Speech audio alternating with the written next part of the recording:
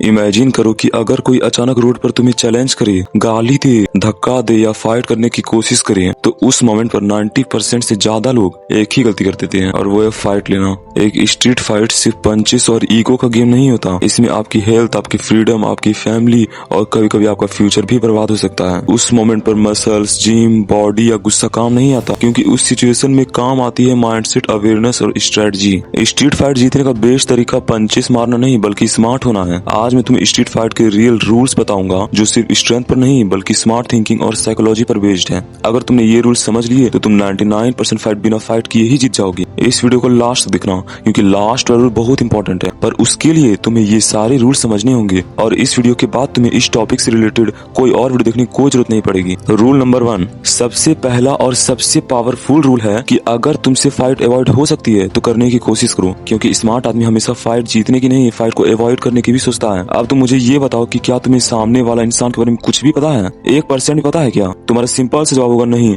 पर ऐसा क्यों? क्योंकि अक्सर स्ट्रीट फाइट में कभी भी पता ही नहीं होता कि सामने वाले के पास नाइफ है या नहीं, उसके फ्रेंड्स हैं या नहीं। इसके अलावा स्ट्रीट फाइट का सिचुएशन कभी भी अनकंट्रोल हो सकता है। तुम्हारी इस 1 सेकंड का ईगो तुम्हारी लाइफ बर्बाद कर सकता है। इसलिए अगर सिचुएशन काम हो सकती है तो ईगो को साइड में रखो और वहाँ से निकल जाओ। अब बहुत सारे लोग बोलेंगे कि भाई हम डरपोक नहीं है, हम डरपोक वाले काम नहीं करते। पर मेरे दोस्त, ये डर नहीं, ये समझदारी है। रूल नंबर 2, ईगो में अगर कोई फाइट नहीं करना है। देखो अभी जो मैं तुम्हें बताने जा रहा हूँ ना, अक्सर इसी कारण से 90% स्ट्रीट फाइट्स होती है, और वो है ईगो। स्ट्रीट फाइट का सबसे बड़ा रीजन ईगो होता है। किसी ने कुछ बोल दिया, किसी ने कुछ ऐसे भारी वर्ड्स का इस्तेमाल कर दिया जिससे तुम्हारा ईगो हट हो गया, और फिर दिमाग कहता है इसको अभी सबक सिखाना पड़ेगा। लेकिन सच्चाई ये है कि स्ट्रीट फाइट में विनर भी लूजर होता है। वो इसलिए क्योंकि इंजरी हो सकती है, हॉस्पिटल में बहुत बड़ा बिल आ सकता है, पुलिस केस हो सकता है, या पूरी लाइफ खराब हो सकती है। एक मेंटली स्ट्रॉन्ग मैन को पता होता है कि उसे हर छोटी छोटी चीजों में लड़ने की कोई जरूरत नहीं होती। कभी कभी वहाँ से चुपचाप निकल जाना ही सबसे बड़ी जीत होती है। रूल नंबर 3, ओपोनेंट को अंडर एस्टिमेट करना। बहुत लोग स्ट्रीट फाइट में एक बहुत बड़ी गलती कर देते हैं, जो है ओपोनेंट को अंडर एस्टिमेट करना। बहुत लोग सिर्फ अपने आप को स्ट्रॉन्ग समझते हैं। वो सोचते हैं कि ये तो पतला है, इससे क्या ही होगा, इसे तो मैं इजीली हैंडल कर लूंगा।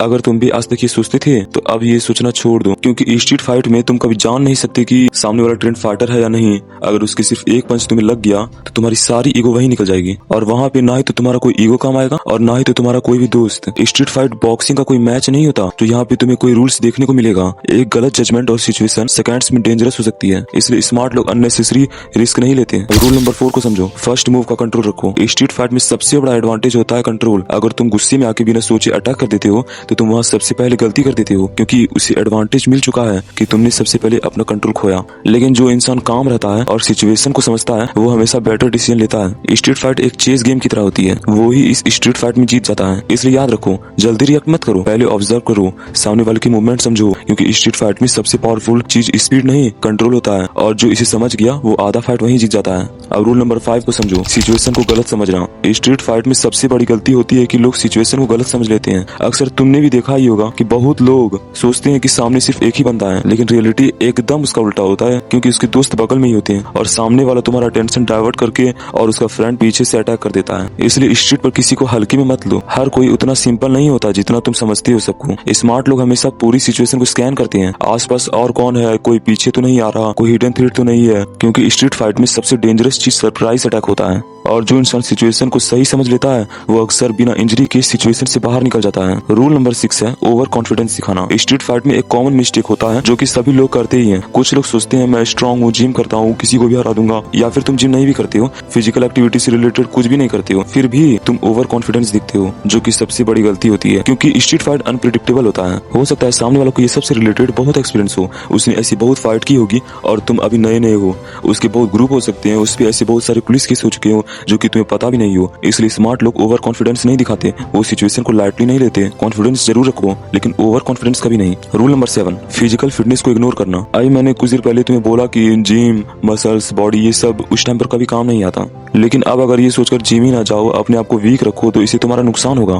क्योंकि बहुत लोग फाइट की बात करते हैं लेकिन अपने बॉडी को स्ट्रॉन्ग बनाने पर काम नहीं करते। रियलिटी ये है कि अगर कहीं तुम्हारी फाइट हो गई और तुम्हारा स्टेमिना वीक है, स्ट्रेंथ कम है और बॉडी स्लो है, तो तुम क्विकली थक जाओगे। स्ट्रीट फाइट में एनर्जी और स्टेमिना बहुत मैटर करता है, इसलिए रियल मैन अपनी बॉडी को ट्रेन करते हैं। जिम, रनिंग, स्ट्रेंथ ट्रेनिंग ये सब तुम्हें फिजिकली रेडी बनाते हैं। इसलिए जिम जाना आज से स्टार्ट करो, क्योंकि तुम्हें पहले खुद को स्ट्रॉन्ग बनाना है।